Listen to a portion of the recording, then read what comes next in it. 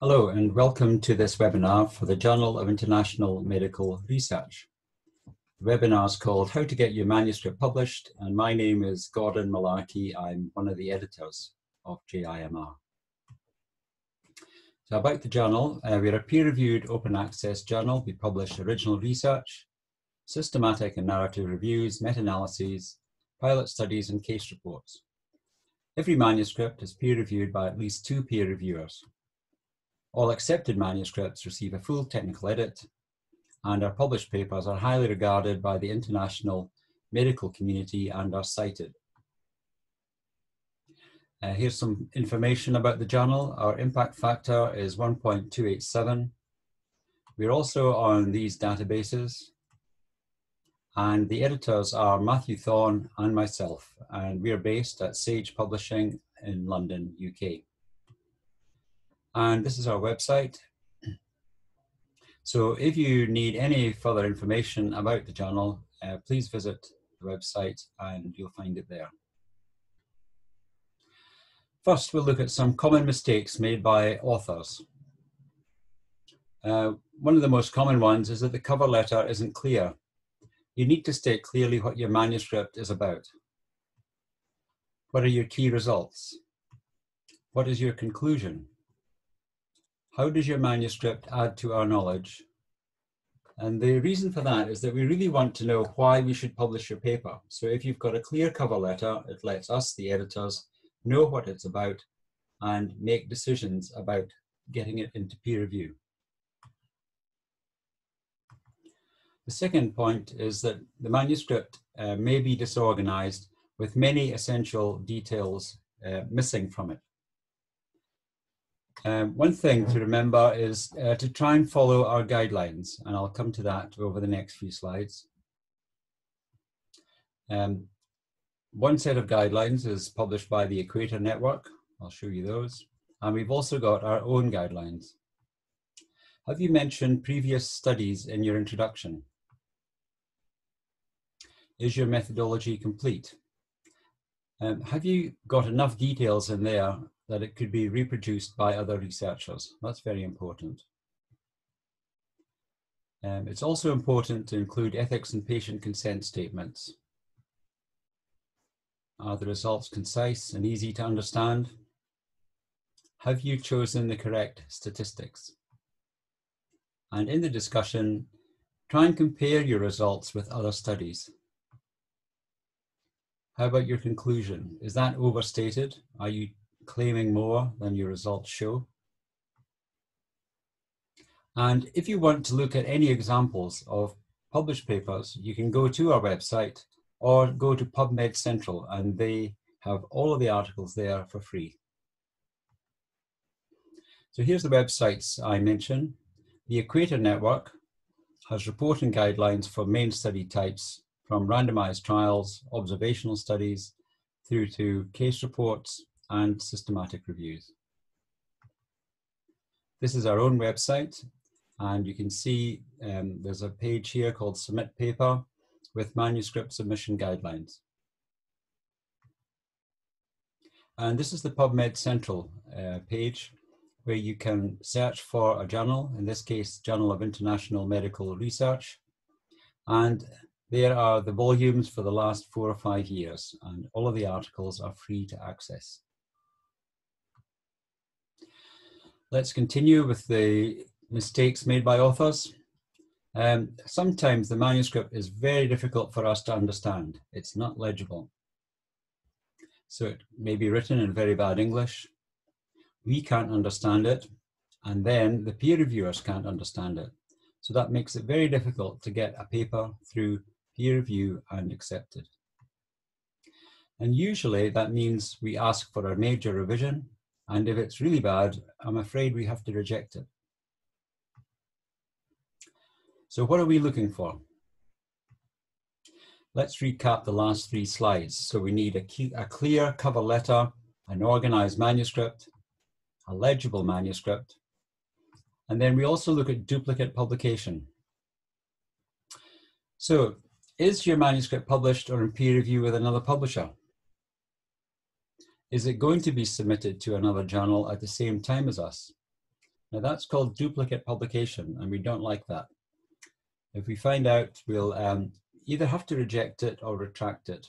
We'll certainly ask you why that's happened. Another thing to look out for is plagiarism, and that means copying information from other papers. So have you copied anything? We use Authenticate to check all papers. And if the extent of copying is extensive, then we may ask you to resubmit the paper after you've rewritten it. If the amount of copying is large, then your paper may be rejected. And that's the Authenticate site. For preprints, it's okay to publish there first. We will allow papers that have been submitted to a preprint server before peer review. An example there is Research Square, but you can see there's others also. The only thing we ask is that you cite in your manuscript the full reference and DOI number of the preprint so that readers can access the preprint version. So to improve your manuscript before submission, we'd like you to think about your manuscript being clear and concise. Is it complete? And we'll cover steps to show the elements that we need for a full manuscript. What do your results really show? Would figures and tables help the reader understand them?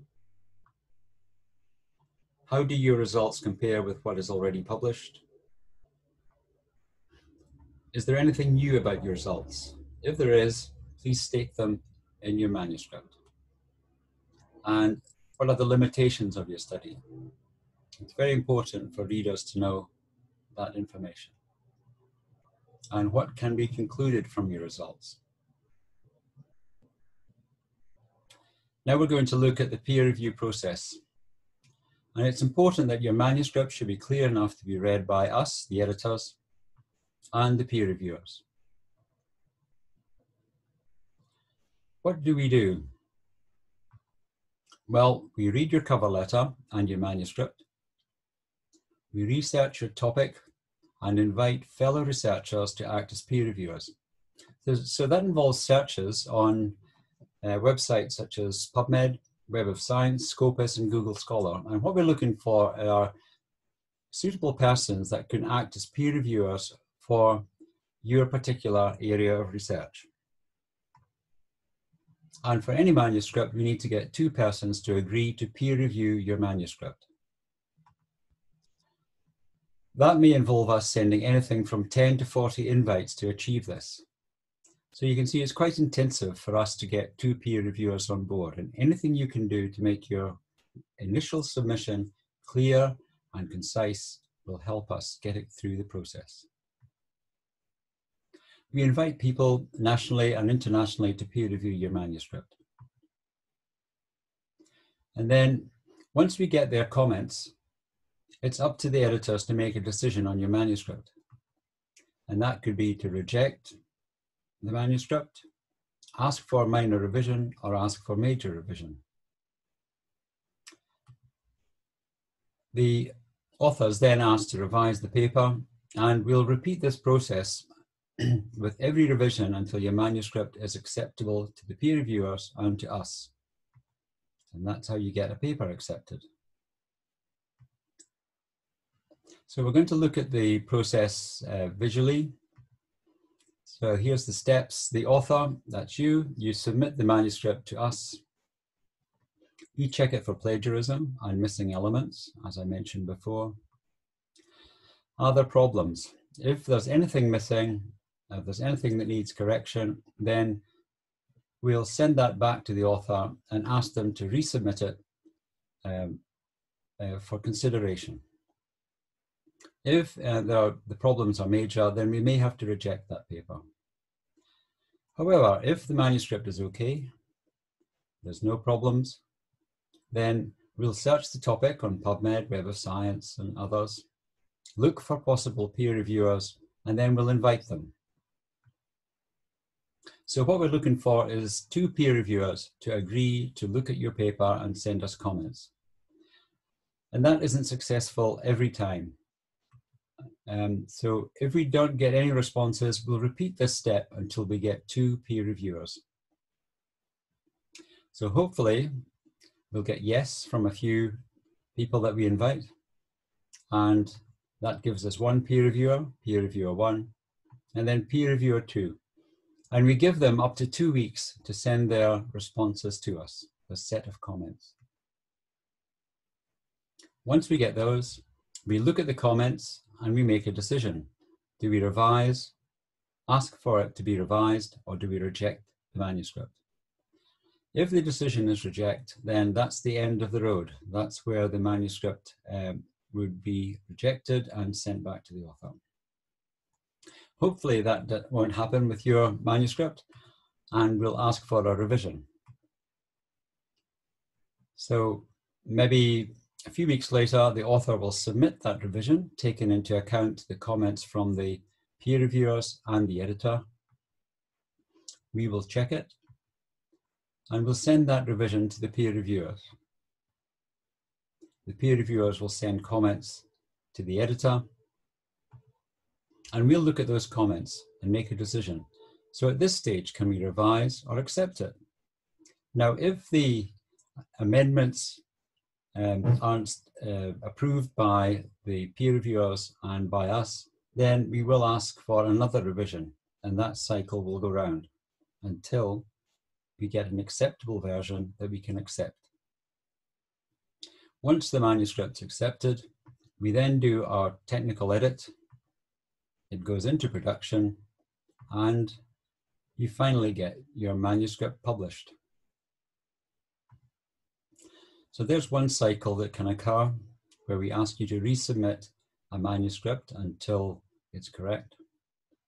We can get stuck at peer review trying to find 2 peer reviewers. So again, if your manuscript is clear and concise, you're more likely to get peer reviewers to agree to do the peer review on your paper.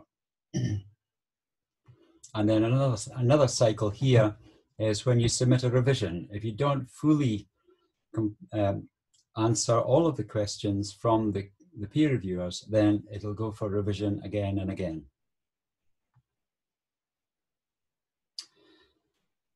So after your manuscript is accepted, we then do our technical edit. And that involves copy editing, scientific content editing, and English language editing. So there's no need to use professional editing services before you submit your manuscript to us. But all we ask is that your manuscript is legible. So a way to check that is to ask a colleague who has good English skills to edit your manuscript before submission. Again, that will help us and the peer reviewers get your manuscript processed through peer review. After the edit, it then goes into production and publication.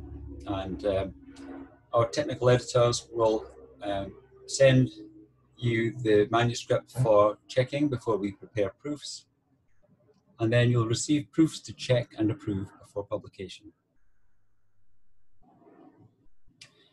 So for any manuscript, there's the usual sections. I'll just quickly go over those. That's the title, abstract, keywords, methods, results, discussion, conclusion, references, and tables and figures to complement the results. Let's look at each of these in turn. So the title should describe the main topic of the study. It should be specific and concise, with no spelling mistakes. We do get that. And it should avoid jargon and uncommon abbreviations and acronyms. The abstract should contain all relevant information and really make the readers feel compelled to read the rest of the manuscript. In brief, we're looking for background, aim, type of study, brief methods and design, number of patients, what are your key results, what's your main conclusion, and if you've got spare room there, add what it adds to the literature and any limitations. For keywords, If you can use the mesh browser to select the keywords and choose appropriate ones to assist with indexing and citation. And try and avoid general terms that aren't in the mesh browser. For the introduction, try and provide a short background that has relevant and recent studies there, and that sets the scene for your manuscript. This reassures us that your work is salient and worthy, and it also helps us search for appropriate peer reviewers. And you should state the hypothesis and rationale for your study in the introduction section also. In the methods, we ask you to follow good research practice guidelines. Your research should be carried out in accordance with relevant legal, health and safety, ethical and regulatory requirements. We're members of the Committee on Publication Ethics, so we follow what they say. And clinical trials need to be registered in a publicly accessible database. And for animals, really when we're looking at animal research, we're asking you to consider reducing and refining the use of animals in research. To continue with the methods, you need to state the trial design in your method section. Is it a prospective, retrospective, preclinical study, etc.? For publishing standards, we follow relevant guidelines, and that's the Equator Network, which I'll show you again, and also ICJME, which I'll show you. And for randomized trials, we report these according to the consort statement. If you can include a clear description about your choice of statistical methods, that's good. They need to be appropriate for the study, and if in doubt, ask a statistician before you submit your manuscript that you've chosen the correct statistics. That can often be a stumbling block with peer reviewers where they say you've chosen the wrong statistic. So this is the Equator Network again, which I showed you, which shows the reporting guidelines for main study types. And this is the International Committee of Medical Journal Editors. Again, if you can consult that site and just see what's needed for the conduct and reporting of scholarly articles. This is the consort website for randomized clinical trials.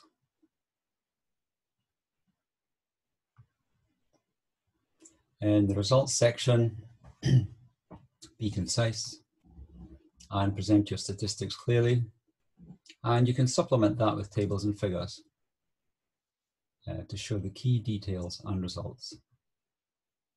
If you are going to reuse material, you need permission to reuse copyrighted material. And for photos and images, we ask you to get permission from the patients and to de-identify any images.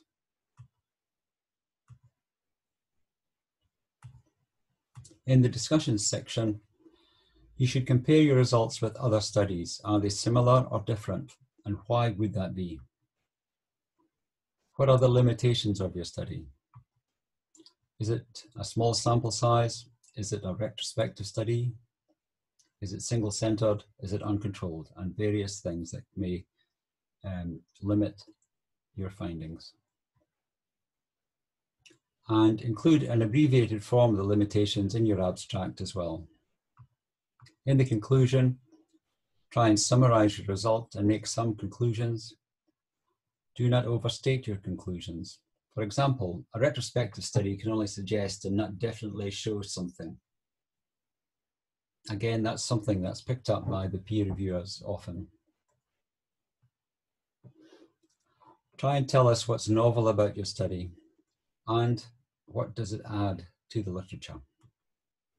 And what are your next steps? Again, very important things that peer reviewers look for, and also that anyone reading your paper will look for also.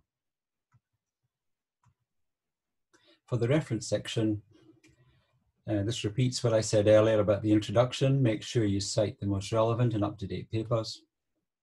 Use our journal style. And recap relevant and recent studies. So that assures us that your work is salient and worthy. and it helps us search for appropriate peer reviewers.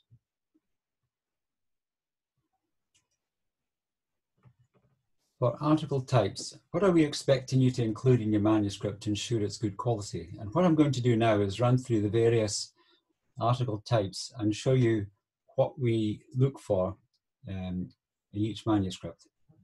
There's a lot of repetition here, but I think it would be handy to repeat it so that you can see for each article type what we're looking for. So for prospective studies, you need to provide details about ethics and review board approval. And we ask you for the name, the location, and the date of approval. You need to state the type of study in your abstract and in your method section. Readers want to know if it's a retrospective study, so state that in your abstract and methods. Include a statement about signed patient consent. If it's a clinical trial, you need to include the registration number. And also do a sample size calculation and what the result is, as that may limit your findings. Are your statistics appropriate? And this is a statement about reproduction of methodology. Your method section needs to be complete so that other researchers can follow what you've done, and if they wanted, could they reproduce it in their lab or clinic? And state the limitations of your study. Is it small patient numbers? Wasn't it randomized? For retrospective studies, again, we're looking for ethics review board approval. It may not be required, but state that you've checked it with the review board and received their exemption. Signed patient consent isn't required. It often isn't possible for a retrospective review, of course, but you need to state that you've de-identified all patient details. Again, it's protecting the patient. Again, state the type of study in your abstract and method sections. Are the statistics okay? Can it be reproduced? What are the limitations? And often with retrospective studies, some authors tend to overstate the conclusions, saying it's a definite result, whereas it's just suggesting something. Moving on to case reports. So again, we need patient consent and anonymity. Did you obtain signed consent? State this if you did. You need to de-identify patient details. So it's a face pic, you need to blank out the eyes. If it's a chart and it's got the patient's name, that needs to be removed, and so on. If you can't do that, you must obtain signed consent and state that in your manuscript. For case reports, it's important to compare your case with others that have been published. And from that, you can state the relevancy of your case. Does it add to the literature? And we also ask that you follow care guidelines. So this is part of the guidelines that are listed in the Equator Network. Here they are. So this is, all I did here was click on the care guidelines, and they're there to check. There's a good checklist there for case reports. For narrative reviews or perspective reviews, it's good to include the scope of your literature search at the end of the introduction or in a small method section, just to show us the scope of your review. You should state it's a narrative review, so the reader fully understands what they've got, that it isn't a full systematic review. And again, don't overstate any conclusions in a narrative review. Moving on to systematic reviews and meta-analyses, you should follow PRISMA guidelines and state that in your methods. I'll show you the PRISMA page, next slide. And include a flow chart as per PRISMA guidance. Also, we're looking for you to register your study with Prospero. The choice of statistics needs to be appropriate. We're looking for reproduction of methodology. So again, your search and your statistics for the meta-analyses needs to be complete. Also in your discussion, you need to state if other reviews, meta-analyses have already been published, and discuss and cite them, and state what your study as the literature. Does it agree with other reviews, or are there differences, and why would that be? Here's the equator network again, and there's the Prisma statement. And this is Prospero, where you can register your systematic review. Moving on to animal studies. So again, we're looking for ethics review board approval on animal studies. That's the name, location, date of approval. We're looking for reproduction of methodology again. We also need to know that the animals were adequately cared for. That's something we look out for on all manuscripts. And we also need to see that you followed guidelines. Our suggestion there is arrive. And again, I'll show you that on the next page. There's the equator network, and that's the click on arrive guidelines. For preclinical studies, your manuscript may not contain, if your manuscript doesn't contain any studies with human participants or animals, then you don't need a consent statement. But you should include a statement that your study protocol was approved by your ethics review board. And again, we're looking for name, location, date of approval. We're looking for reproduction of methodology, good statistics, stating the limitations, no overstatement of conclusions, and next steps. So you can see there's a theme running through all of this that we're looking for. For traditional Chinese medicine, all of the criteria that I've mentioned in the previous slides are still required. So we're still looking for ethical approval. We're looking for patient consent. We're looking for reproducible methods. And we want you to state the limitations. We want you to include references from peer-reviewed journals about any efficacy and safety studies, if it's animal or human, of the traditional Chinese medicine. It's good to get that perspective, just to see what has been done before. Another thing that we look out for is the dosage of the ingredients. Rather than it being just a concoction of several herbs, we're saying, well, how much of this, how much of that, exactly. And we want you to use dosages and administration routes that are evidence-based. Control group, is it appropriate? And the compound being used must be defined and quantifiable. So we're really looking for experiments that other researchers, be they TCM or otherwise, can reproduce and test. So that's a roundup of everything.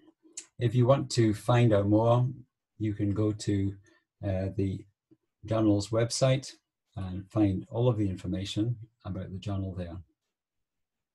So I'd just like to thank you for listening to me, and I look forward to receiving your manuscripts. Thank you.